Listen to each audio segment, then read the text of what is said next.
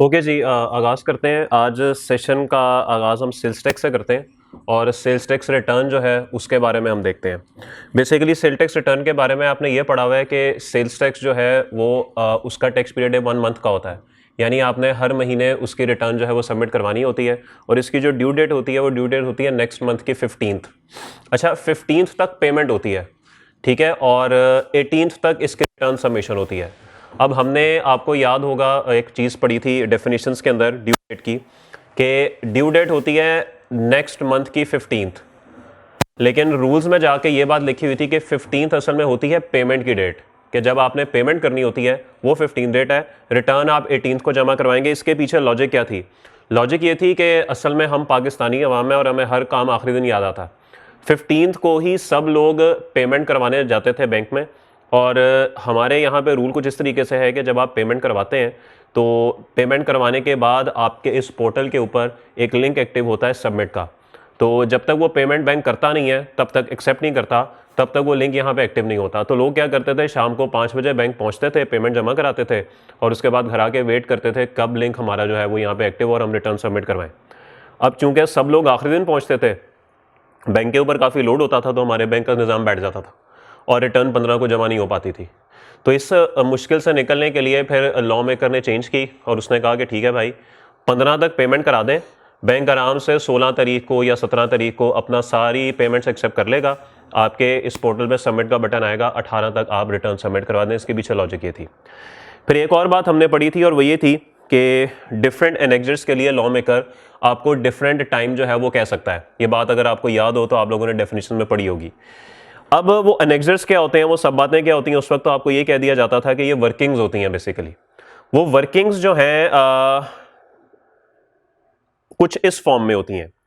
देखिए, ये आपका सेल्स टैक्स का पोर्टल है, ओके, ये आपका एनेक्जर सी है। एनेक्जर सी के अंदर आपको सेल्स नजर आएंगी। तो जितनी भी आपने एक महीने के अंदर सप्लाईज की होती हैं वो सारी डिटेल आपने यहां पे पुट करनी होती है। अच्छा, अगर इस एनेक्जर को ओपन करें तो ये एनेक्जर कुछ इस तरह का है। इसका डाटा ना यहां पर आप फीड नहीं करते, सेल्स का डाटा एक और जगह है, वहां पे आपने फीड करके यहां पे सिर्फ आपने लोड का बटन दबाना होता है। ये जो लोड का बटन है ना, तो ऑटोमेटिकली यहां पर सारी वो सेल्स इनवॉइसेज जो है वो आ जाती हैं। अच्छा, जहां पे सेल्स का डाटा डालना होता है वहीं पे अगर कोई सेल रिटर्न है अनरजिस्टर्ड बंदे की तरफ से, या फिर आपने पढ़ा होगा कि अगर आप कीमत इंक्रीज कर रहे हैं तो फिर आपने सेलर ने ही नोट इशू करना होता है, वो नोट भी आप वहीं पे जाके अपलोड करते हैं, जिसको हम डेबिट नोट या क्रेडिट नोट बोलते हैं। तो अगर आपने वहां पे जाके डेबिट नोट अपलोड कर दिया तो सारा डाटा आप उस पोर्टल पे जाके अपलोड करेंगे, वो मैं भी आपको दिखा देता हूं। और यहां पर आके आपने सिर्फ लोड का बटन दबाना है, ये जो बना हुआ है। तो सेल्स इनवॉइसेस और डेबिट नोट्स जितने भी हैं वो सारे के सारे यहां पर अपलोड हो जाएंगे, ठीक है। इसी तरीके से अगर आपके कस्टमर ने कोई क्रेडिट नोट अपलोड किया हुआ है तो वो अपने पोर्टल पे आपके नाम से सिस्टम इनवॉइस अपलोड कर देगा, आपने यहां पे आके सिर्फ लोड का बटन दबाना है, वो ऑटोमेटिकली सिस्टम खुद फेच कर लेता है। अब ये होता कैसे, ये देख लेते हैं अभी। एनेक्जर ए, सर ये होता है परचेजेस का। आपने अगर कोई भी परचेज की हुई है तो परचेज जाहिर बात है जिस शख्स से आपने की है वो अपने सिस्टम पे वो इनवॉइस डालेगा। ये पूरा मैकेनिज्म कैसे होता है ये मैं आपको ना सारा भी समझा देता हूं। एनेक्जर आई है जी डेबिट क्रेडिट नोट्स का, यहां पे डेबिट क्रेडिट नोट्स सारे आते हैं। एनेक्जर बी इंपोर्ट्स, अगर आपने कोई इंपोर्ट की है तो उसके लिए अलग है।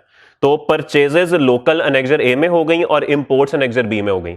अच्छा, ये वाला जो एनेक्जर है ये भी ऑटोमेटिक है, यहां पे बहुत ज्यादा काम आपको नहीं करना पड़ता। अगर आपने कोई चीज इंपोर्ट की है तो वो बेसिकली सिस्टम हमारा है पीएसडब्ल्यू। उसमें क्या होता है, पहले सिस्टम होता था वीबॉक, अब उन्होंने चेंज करके उसको पीएसडब्ल्यू कर दिया है। किसी भी शख्स ने पाकिस्तान में कोई भी चीज इंपोर्ट करनी है तो उसको सबसे पहले इनकम टैक्स में रजिस्ट्रेशन करानी पड़ेगी, उसके बाद यहां सेल्स टैक्स में रजिस्ट्रेशन करानी पड़ेगी और उसके बाद उसको पीएसडब्ल्यू लेना पड़ेगा।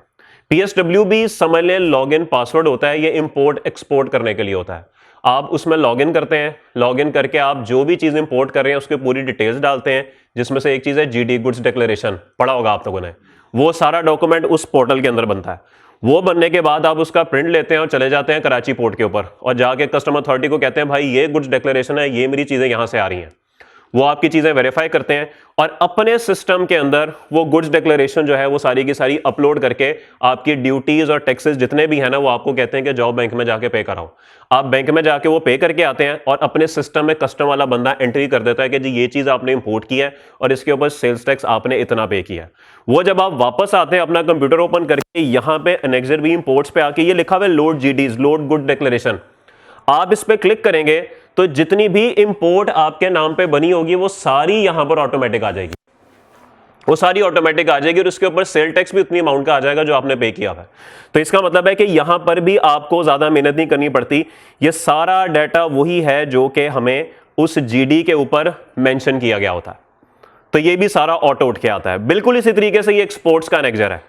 एक्सपोर्ट्स के एनेक्सर के अंदर भी क्या होता है भाई, अगर आपने एक्सपोर्ट किया तो आपने उसी पीएसडब्ल्यू के थ्रू करनी होती है और पीएसडब्ल्यू के थ्रू जब आप एक्सपोर्ट करते हैं उसका भी सारा डाटा यहीं पर उठ के आ जाता है। प्रोसीजर सेम ही है, उसमें भी आपको जीडी देनी पड़ती है और सारा कुछ देना पड़ता है, सारा डाटा ऑटोमेटिकली उठ के यहां पर आ जाता है। और आपको पता है कि एक्सपोर्ट्स हमारी जीरो रेटेड होती है, ओके, तो वो जीरो रेटेड यहां पर ऑटोमेटिक सिस्टम उसको कैलकुलेट कर लेता है। ये स्टॉक स्टेटमेंट है जी, रिफंड अगर गवर्नमेंट से लेना है तो यहां पर आप डाटा डालते हैं और आपको शायद याद हो इस चीज का कि रिफंड क्लेम एक फाइल करना होता है, वो कुछ इसके साथ लिंक होता है, 45 दिन के अंदर गवर्नमेंट आपको रिफंड कर देती है, पढ़ा हुआ ना आप लोगों ने जीरो रेटेड, तो वो यहां पर बेसिकली वो फाइल हो रहा होता है, यहां पे आप पूरा डाटा उसका डाल रहे होते हैं जी। किस चीज की? जी बिल्कुल, देखिए आपने गवर्नमेंट को बताना तो होता है ना कि ये मैंने एक्सपोर्ट्स की हैं। देखिए डिक्लेरेशन बहुत जरूरी है, डिक्लेरेशन बहुत जरूरी है, इसके बगैर आपकी सेल कम होगी। बेसिकली होता क्या है, अब जरा बात को सुनिए, हमने हमेशा ये पढ़ा जब सेल टैक्स की क्लास में बैठते थे तो कहा जाता था इनकम टैक्स को भूल जाए, इनकम टैक्स में बैठते थे तो कहा जाता है सेल टैक्स को भूल जाए। ऐसा नहीं है, जरा प्रैक्टिकल, चूंकि ये प्रैक्टिकल बात हो रही है तो मैं आपके साथ प्रैक्टिकल बात कर सकता हूं। आपने 12 महीने की सेल टैक्स रिटर्न्स जो है वो अपलोड की, ठीक है, आपने हर महीने में कहा कि चलो एक्सपोर्ट में अपलोड नहीं करता, जीरो रेटेड है, लोकल सेल 100 रुपए की हर महीने है तो पूरे साल की 1200 रुपए की मेरी सेल होगी, मैं अपलोड सेल टैक्स में कर देता हूं। जब साल खत्म हुआ तो आपकी साल की 12 सेल टैक्स रिटर्न सबमिट हो चुकी थी। उसके बाद बारी आई 30 सितंबर को इनकम टैक्स की, इनकम टैक्स में आपने सेल 2000 की दिखा दी। इतना बड़ा नोटिस आपको आएगा एफबीआर की तरफ से कि भाई सेल टैक्स रिटर्न में तुम कहते हो साल की 1200 है, यहां पर आके कह देते हो 2000, ये 800 किधर है बाकी, उस पर तुमने सेल टैक्स नहीं दिया, क्या तुमने अपनी सप्लाईज छुपाई है? पॉइंट। तो इसका मतलब है इन दोनों को मैच होना चाहिए, पहला सवाल। दूसरी बात, आपने 1200 की जो सेल है लोकल सेल वो तो दिखा दी थी, आपने एक्सपोर्ट नहीं दिखाई थी जो कि मिसाल के तौर पे 800 रुपए की थी। एसेट आपने 1800 का खरीद लिया, अब वो गाड़ी आपके नाम पे 1800 की आ रही है, सेल टैक्स रिटर्न में आपने 1200 दिखाया हुआ है, इनकम टैक्स रिटर्न में आपने 1200 दिखाया हुआ है, और जो एक्सपोर्ट का 800 रुपया था वो आपने इसलिए नहीं दिखाया कि जीरो रेटेड है। हुकूमत फिर इतना बड़ा नोटिस भेजेगी कि इनकम तुम्हारी 1200 थी, एसेट तुमने 1800 का ले लिया है, ये तुम्हारे असासे आमदन से जायद कैसे हुए? तो इसीलिए उस चीज को बैलेंस आउट करने के लिए आपको यहां पे लाजमी बताना पड़ेगा कि ये मेरी एक्सपोर्ट्स है। उसके बाद इस टोटल सेल को इनकम टैक्स के अंदर जो इनकम फ्रॉम बिजनेस की सेल होती है ना उसके साथ मैच करना पड़ेगा, ताकि कल को जब आप एसेट के साथ वेल्थ रिकंसिलिएशन स्टेटमेंट बना रहे हो तो आमदन से ज्यादा असासे वाली पट्टी जियो के नीचे आपकी ना चले, किस भाई साहब के आमदन से ज्यादा असासे निकल आए। तो ये वो चीज है कि हमें हर चीज जो भी इनकम है, चाहे वो एग्जेम्प्ट है, चाहे वो एफटीआर है, चाहे वो सेपरेट ब्लॉक है, चाहे वो जीरो रेटेड है, आपको बतानी पड़ेगी। ठीक होगी बात? ओके। फिर प्रोडक्शन की ये बात होती है भाई, एनेक्सर जे आपसे पूछा जाता है भाई आपकी कैपेसिटी कितनी है, कितनी बना सकते हैं महीने में, कितना पिछले महीने की क्वांटिटी बनी पड़ी है, कितनी आपने बनाई, कितनी आपने सेल की और क्लोजिंग स्टॉक कितना है। एफबीआर यहां से पकड़ता है आपको, अगर आप कोई चोरी करेंगे एफबीआर यहां से पकड़ेगा। कैसे पकड़ेगा? ये एनेक्सर सिर्फ और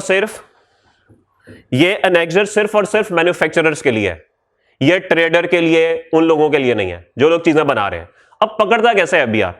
आपने दिसंबर के महीने में प्रोडक्शन की, बिजली कंज्यूम हुई, 1000 यूनिट कंज्यूम हुए मिसाल के तौर पे, और आपने बनाया माल 500 किलो, 1000 यूनिट पे 500 किलो। जनवरी में आपने बिजली कंज्यूम की 2000 यूनिट, डबल हो गई, और माल बनाया 100 किलो। एफबीआर कहेगा ये क्या हो रहा है? मतलब बिजली अगर ज्यादा हो रही है तो प्रोडक्शन भी ज्यादा होनी चाहिए, और अगर बिजली कम हो रही है तो प्रोडक्शन भी कम होनी चाहिए। लेकिन ये क्या बात हुई? ये तो उल्टा हिसाब हो रहा है, कुछ गड़बड़ कर रहा है ये बंदा। अब यहां पे जारी बात है आपने प्रोडक्शन जो है वो थोड़ी दिखाई होगी, सेल भी चोरी करने के लिए थोड़ी दिखाई होगी, और क्लोजिंग स्टॉक भी जो है ना वो दूसरा दिखाया होगा। एबीआर आपकी प्रीमिसेस पे छापा मारेगा और छापा मार के आपका स्टॉक चेक करेगा, और जब वो स्टॉक देखेगा ना, जारी बात है असल में तो आपने ज्यादा बनाया होगा ना, तो पड़ा भी ज्यादा होगा। वो कहेगा भाई यहां पे तुम कहते हो क्वांटिटी 100 है, असल में तुम्हारे पास 600 पड़ा हुआ है, ये तुम कर क्या रहे हो, तुम गलत कर रहे हो। यहां से वो आपको पकड़ते हैं। तो इसका मतलब है कि ये बिजली की कंजम्पशन और आपकी जो प्रोडक्शन है जो यहां पे लिखी हुई है वो देखें क्वांटिटी प्रोड्यूस, ये आपस में ना जरा रिकंसाइल होनी चाहिए, इनका आपस में जरा मैच होना चाहिए। तो सेल टैक्स रिटर्न देखने में जितना आसान काम है, प्रैक्टिकली उतना ही कॉम्प्लिकेटेड है, बहुत सी चीजों का ख्याल रखना पड़ता है। अगर तो आप बिल्कुल सीधा चल रहे हैं फिर तो कोई इशू नहीं है, लेकिन अगर आपने अपने ज़हन में यह बिठाया हुआ ना कि 2 नंबरियां करनी है मैंने, तो सर यहां से वो पकड़ेंगे आपको, यहां पे 2 नंबरी सीख लें आप।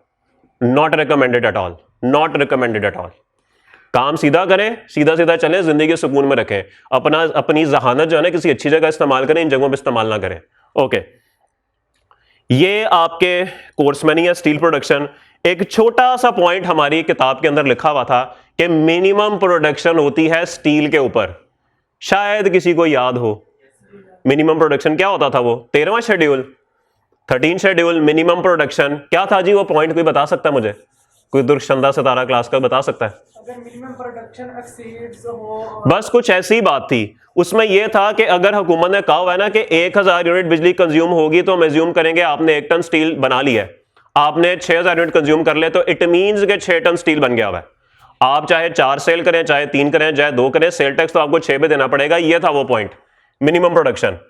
ओके, तो ये वो वाला एनेक्जर है भाई, यहां पे आपको अपनी स्टील की बात करनी पड़ेगी। वो देखें, steel sector has to file sales tax return with reference to electricity units consume for the period. तो अगर आपने सरिये का काम करने का शुरू किया है तो फिर ये वही चीज है। ओके, वो सब अच्छा है। चलें जी, उसके बाद आखिरी एनेक्जर है जी फेडरल एक्साइज। ये आपको बिल्कुल समझ नहीं आएगा क्योंकि ये तो आपके कोर्स में ही नहीं है, ये आप सीफैब में पढ़ेंगे, जिंदगियों में जरूर है पर कोर्स में नहीं है। ठीक है जी, ले जी, ये तो एक ब्रीफ सी बात हो गई। अब हम जरा ना वो जगह देखते हैं जहां पे जाके ना हम सेल्स अपलोड करते हैं। सर आपको टॉप पे नजर आएगा इनवॉइस मैनेजमेंट, या वैसे ये भी नजर आ रहा है सामने, लेकिन ये टॉप पे नजर आएगा इनवॉइस मैनेजमेंट। यहां पे आ रहा है सेल्स लेजर, आपको क्लिक करना पड़ेगा इस पे। जब आप इस पे क्लिक करेंगे ना तो आपके सामने ये एक पोर्टल ओपन होगा, इस पे ये लिखा हुआ है ऐड इनवॉइस। यहां पे आप आएंगे, यहां पे आपको पूरी सेल इनवॉइस का डाटा लिखना पड़ेगा। चले मैं अपना ही डाटा लिखता हूं, वैसे मैं सेल टैक्स में रजिस्टर्ड नहीं हूं। लेट्स सी, मेरा एंट्री नंबर क्या है? अच्छा, कर लें याद आपके किस, ये देखें मेरा नाम लिखा हुआ आ गया, सिस्टम इंटीग्रेटेड है, लेकिन आगे लिखा हुआ है अनरजिस्टर्ड। भाई मैं सेल टैक्स में रजिस्टर्ड नहीं हूं। अच्छा, अगर आप एफबीआर में जाके मेरी शिकायत लगाएंगे ना तो I am not liable to be registered, तो मैं बड़े आराम से निकल जाऊंगा। तो आपको शिकस्त होगी, इसलिए यह मत सोचिएगा कि आप मेरी शिकायत लगा देंगे। इनवॉइस टाइप, सेल इनवॉइस या डेबिट नोट, यहां पे बताना पड़ेगा आपको। तो अगर आप इनवॉइस अपलोड कर रहे हैं तो इनवॉइस बना दें, अगर आप डेबिट नोट अपलोड कर रहे हैं तो डेबिट नोट सेलेक्ट कर दें। तो हम सेल इनवॉइस बना रहे हैं जी, इनवॉइस नंबर है जी 420। वैसे ही यार, ये वैसे मेरे नाम के साथ अच्छा नहीं लग रहा, 19। इनवॉइस डेट, मिसाल के तौर पे नवंबर की इनवॉइस करते हैं जी, 1 नवंबर। उसके बाद आप कहां पे बैठ के सेल कर रहे हैं? हम पंजाब में बैठे हैं। किस बंदे को सेल कर रहे हैं, वो बंदा किधर है जी? वो भी पंजाब में है। ओके, इतने पे व्यू सही है ना आपको कि सही नहीं है? इतना काफी है। सेल टाइप क्या है ये आप लोगों ने नहीं पढ़ा हुआ, आप लोगों ने सिर्फ 18% पढ़ा हुआ है। आप लोगों ने reduce rate, zero rate, petroleum, electricity supplier, gas, CNG station, mobile phone, ये सब चीजें आपने नहीं पढ़ी हुई। हम गुड्स एट स्टैंडर्ड रेट, जैसे मैं फिल करूंगा नीचला सारा पोर्शन अनलॉक हो गया। याद रखिएगा कि मैं रजिस्टर्ड हूं, मैं रजिस्टर्ड बंदे की इनवॉइस अपलोड कर रहा हूं। ये जो है ना कॉलम, ये इस पे ध्यान रखिएगा, देखेंगे कैसे खुद फिलअप होता। HS code, very important thing. यहां से आपने प्रोडक्ट सेलेक्ट करनी होती है कि आप कौन सी प्रोडक्ट सेल कर रहे हैं। This is very important. ये एफबीआर ने तकरीबन कोई 1.5 साल पहले मुतारिफ कराया था। इसका मकसद क्या होता है? मकसद एक लंबी कहानी है। लोग क्या करते थे, लोग इनपुट फेक बनाने के लिए किसी भी बंदे को कहते थे कि यार तुम ना इनवॉइस अपलोड कर दो। होता क्या था, मिसाल के तौर पे मैं रजिस्टर्ड हूं, ये मैं तरीका नहीं बता रहा, मैं पहले बता दूं, ये तरीका नहीं है, ये मैं आपको मना कर रहा हूं कि ये काम नहीं करना। वो डंडे होके बैठ गए। मिसाल के तौर पे मैं एक रजिस्टर्ड बंदा हूं और मैंने एक अनरजिस्टर्ड बंदे को सेल कर दी, क्या मैं 100 वाली चीज 122 की बेचूंगा? 18% नॉर्मल टैक्स और 4% फर्दर टैक्स, ऐसे ही होगा। मैंने इससे 122 वसूल कर लिए। वो भाई साहब हैं अहमद भाई। अहमद भाई ने भी किसी शख्स को सेल कर दी, रजिस्टर्ड बंदे को सेल कर दी और उससे 18 रुपए वसूल कर लिए। अब अहमद भाई के पास इनपुट नहीं है कोई, जारी बात है, उन्होंने रजिस्टर्ड बंदे से खरीदी नहीं है, उनके पास इनपुट कोई नहीं है। जबकि मैंने एक अनरजिस्टर्ड बंदे को सेल किया हुआ है, इनको मेरे इनपुट की कोई जरूरत नहीं है क्योंकि ये तो है अनरजिस्टर्ड। मैं और अहमद भाई एक दूसरे को किसी तरीके से ढूंढ लेंगे। अहमद भाई कहेंगे भाई मुझे परचेज की जरूरत है, मैं कहूंगा मुझे सेल की जरूरत है। मैं अहमद भाई के नाम पे इनवॉइस यहां पे डाल दूंगा, अहमद भाई का इनपुट बन जाएगा। अहमद भाई का इनपुट बन गया और मेरी जो सेल मैंने इनको 122 रुपए की थी वो मैं इनको 118 की कर दूंगा। इनके 4 रुपए तो मैंने पहले साइड पे कर लिए फर्दर टैक्स के, क्योंकि अब मुझे वो जमा नहीं कराने, इनसे मैं वसूल कर चुका हूं, अब मैं जमा नहीं कराऊंगा क्योंकि सेल मेरी रिपोर्ट हो चुकी है किसको? रजिस्टर्ड बंदे को। ये 4 रुपए तो मैंने चोरी कर लिया। एक काम तो सीधा हुआ, एक काम तो सीधा हुआ। अच्छा, अब नेक्स्ट, उसके बाद उन्होंने जो कस्टमर से 118 वसूल किए थे, 118 वसूल किए थे, क्या अब उनको इनपुट मिल गया? उस 18 में से जो पेमेंट उन्होंने मुझे कभी टैक्स की ही नहीं, वो एडजस्ट कर लेंगे। उन्होंने भी टैक्स चोरी कर लिया। ठीक होगी बात? नाउ नेक्स्ट, सेक्शन 73, 180 दिन के अंदर पेमेंट करनी होती है। अहमद भाई मुझे महीने बाद पेमेंट कर देंगे। जब पेमेंट कर दी, मैंने कोई 4-5 टुकड़ों में बैंक से कैश विड्रॉ किया और अहमद भाई को दे दिए, अपना कैश वापस ले लें। पेमेंट हो गई सर्कुलेट, ट्रांजैक्शन अपलोड हो गई, सब कुछ हो गया। कोई मुझे पकड़ सकता? मुझे कोई नहीं पकड़ सकता। टैक्स भी चोरी हो गया। मैं तरीका नहीं बता रहा, मैं तरीका नहीं बता रहा, पहले बता दूं, मैं आपको वार्न कर रहा हूं। इस चीज को कैटर करने के लिए हुकूमत ने यह मुतारिफ कराया। उन्होंने कहा कि भाई मैं काम करता हूं लैपटॉप्स का, मिसाल के तौर पे अहमद भाई बेचते हैं बकरे, मिसाल के तौर पे, दोनों का ताल्लुक ही कोई नहीं है। सर मेरे डाटा में लैपटॉप्स चल रहे होंगे, मैं सेल इनवॉइस लैपटॉप की कर सकता हूं। क्या मैं ये कहूंगा कि अहमद भाई को मैंने लैपटॉप बेचे और अहमद भाई ने बकरे बेचने के लिए लैपटॉप खरीदे? कोई लॉजिक? कोई लॉजिक? लॉजिक ही नहीं बनती। अहमद भाई फौरन पकड़े जाएंगे या मैं फौरन पकड़ा जाऊंगा? कोई एक पकड़ा जाएगा दोनों में से कि ये तुम क्या कर रहे हो, और वो बकरे बेच रहा है, तुम उसको 1000 लैपटॉप बेच रहे हो, ये क्या बात हुई? और तुम 1000 लैपटॉप का क्या कर रहे हो? तो इस चीज को रोकने के लिए उन्होंने ये पॉइंट यहां पे डाला कि जो चीज आप बेच रहे हैं ना, मेंशन करें, यहां पे मेंशन करें हार्मोनाइज्ड कमोडिटी डिस्क्रिप्शन चैप्टर 3। याद है आप लोगों को? नहीं याद? नहीं, सॉरी, चैप्टर 1 में लिखा हुआ है, आई एम सॉरी, चैप्टर 1 में लिखा हुआ है, जहां पे डायरेक्ट और इनडायरेक्ट टैक्सेस लिखे हुए ना, उसमें एफडी के नीचे लिखा हुआ है, सेकंड लास्ट लाइन है, और किताब के लेफ्ट के ऊपर वो बना हुआ है ना एफडी, उसके नीचे दूसरी थी, वो किताब है मेरे भाई के पास, टैक्स की किताब है। चैप्टर 1 में जरा पढ़े, आखिरी सफा है, गालिबन आखिरी सफा है, जहां पे वो टैक्सेशन है ना, टैक्सेशन की हिस्ट्री बताई हुई है, उसके ऊपर एफडी की बात की हुई है। इसमें लास्ट लाइन पढ़े, कहीं पर लिखा हुआ है harmonised commodity description coding system, लिखा हुआ है ये बात। सर ये वो एचएस कोड है भाई, ये वो एचएस कोड है, आपकी तैयारी का मुझे पता लग गया। ओके, एचएस कोड्स ये हैं भाई। सर भरमार है यहां पे, भरमार है यहां पे, अस्तगफिरुल्लाह, दुनिया जान की चीजें हैं ये, दुनिया जान की। मैं आपको एक मजे की चीज दिखाता हूं, मुझे तो आज तक इन चीजों की कभी समझ नहीं आई, शायद आप लोगों को समझ आ जाए। पढ़े तो सही। अब मुझे नहीं पता ये सिल्क वॉर्म क्या होता है, रॉ सिल्क क्या होता है, सिल्क वेस्ट क्या होता है, सिल्क यान क्या होता है, मेरे लिए तो सारी सिल्क है, silk yarn and yard spun, woven fabric, wool fabric, carded fabric, पता नहीं ये कौन कौन से फैब्रिक हैं भाई, मुझे तो आज तक समझ नहीं आई। ये देख लें, ये सारे ही फैब्रिक्स हैं मेरे भाई, सारे ही फैब्रिक्स हैं। वो पता है आप लोगों को इतने फैब्रिक्स का? मुझे तो नहीं पता, लेकिन मेरे भाई ये सारे फैब्रिक्स हैं, ये सारे फैब्रिक्स हैं। तो बहरहाल कहने का मकसद ये है कि उसने एक एक चीज को बहुत डिटेल में बताया हुआ है कि ऐसे नहीं है भाई कि जिसका दिल किया मुंह उठा के किसी के नाम पे इनवॉइस डाल दी, ऐसे नहीं है, जिंदगी इतनी आसान नहीं है। ये इसलिए आया था क्योंकि मैंने ऊपर गुड्स एट स्टैंडर्ड रेट लिखा हुआ है, ये 18% ऑटोमेटिकली आ गया। यूनिट ऑफ मेजर क्या है? एक और चीज जो कि एफबीआर ने पकड़ने के लिए यहां पे डाली है, मैं अगर नंबर ऑफ पीसेस अपलोड कर रहा हूं, अहमद भाई आगे केजीज बेच रहे हैं, तो इसका क्या मतलब है? आपको एक लिंक एस्टेब्लिश करना है कि भाई मुझे बताओ कितने यूनिट्स कितने केजीज में कन्वर्ट होते हैं। पेप्सी वाले क्या करते होंगे, उनका इनपुट होंगे आलू केजीज में, और जब उनकी सेल होगी, इनवॉइस बनेगी, वो बनेगी नंबर ऑफ पैकेट्स ऑफ लेज। अब वो कहेंगे भाई मुझे ये बता दो कि आपका जो इनपुट केजीज में आ रहा है कितना केजी चिप्सों में कन्वर्ट हो रहा है। आप कहेंगे सर 1 किलो आलू में ना मेरे 700 ग्राम चिप्स बनते हैं। कुछ ऐसा लिंक एस्टेब्लिश होगा ना। तो कल को ना आपको ये सारी बातें ना डिफाइन करनी पड़ेंगी। एफबीआर ने आपको पकड़ा और देखा 1 साल में जो आपने परचेज किया वो 2000 किलो आलूओं की किया है। अब एफबीआर कहेगा 2000 किलो आलू का मतलब है मिसाल के तौर पे 1700 किलो चिप्स बनने चाहिए थे।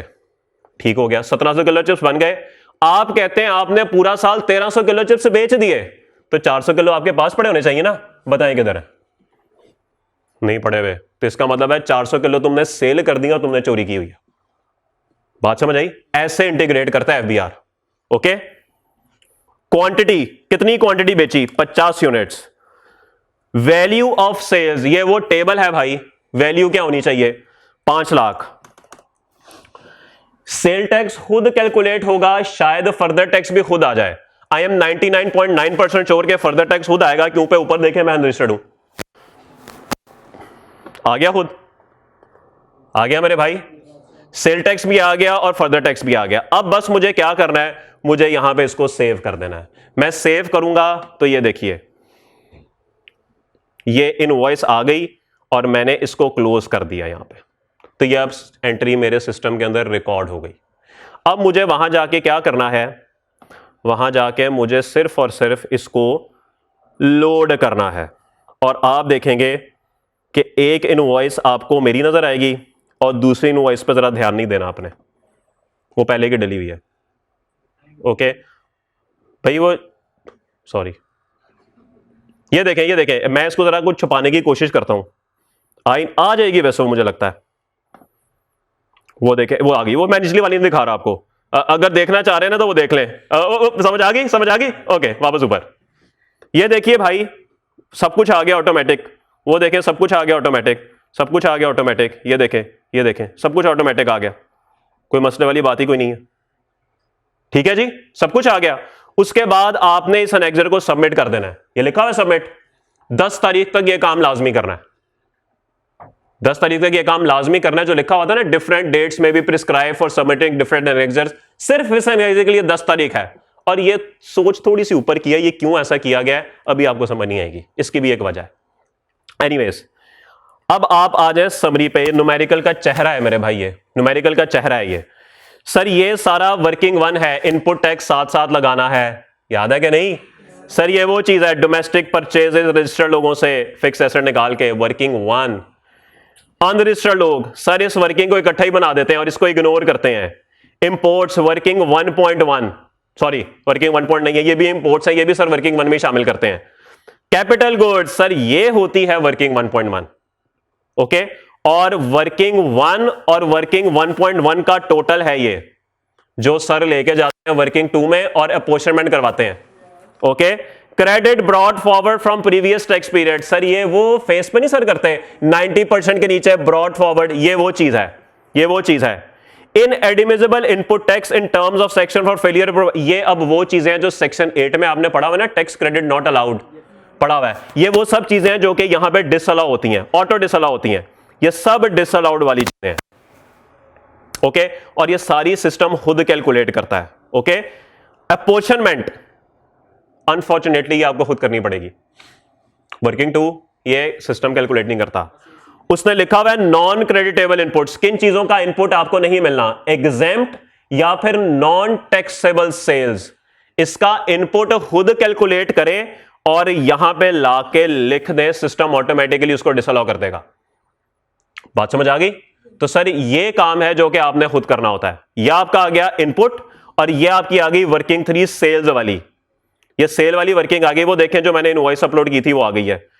Total goods, local supplies, 8 schedule reduce tax होता है, छोड़ दें। ये एक्सपोर्ट्स आ गई, जो आपने एनेक्सर देखा था ना एक्सपोर्ट का, वहां से ऑटोमेटिक उठाएगा। ये फिक्स टैक्स होता है कुछ चीजों पे, याद है आपको, वो आ गया।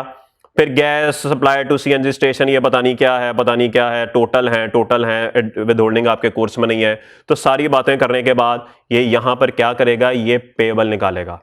और पेबल में वो आपको बताएगा कि भाई इतना टैक्स आपने पे करना है।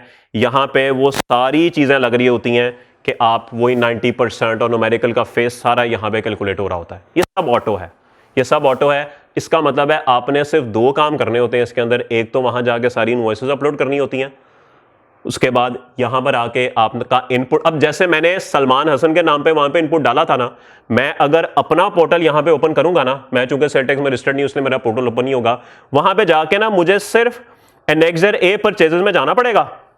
मैं यहां से करूंगा और यहां पे सर्च का बटन दबाऊंगा, तो जिस जिस बंदे ने मेरे नाम पे इनवॉइस अपने पोर्टल में डाली होगी ना, वो ऑटोमेटिक। तभी हमने पढ़ा था कि अगर किसी शख्स ने अपने पोर्टल पे आपके नाम पे इनवॉइस नहीं चढ़ाई, आप उसका इनपुट क्लेम नहीं कर सकते। सर वो ये ऑटोमेटिक हो चुका है। अब वो पॉइंट ना सॉर्ट ऑफ ऑब्सोलीट हो चुका है। क्यों? क्योंकि सिस्टम ही ऐसा है कि जब तक वो बंदा मेरे नाम पे इनवॉइस अपने पोर्टल पे चढ़ाएगा नहीं, मुझे नजर ही नहीं आएगा, यहां पे मुझे यहां पे नजर ही नहीं आएगा। बात समझ आ गई? तो ये सर आपका, सॉरी बंद हो गया, तो ये बेसिकली आपका सेल टैक्स का पूरा पोर्टल है भाई।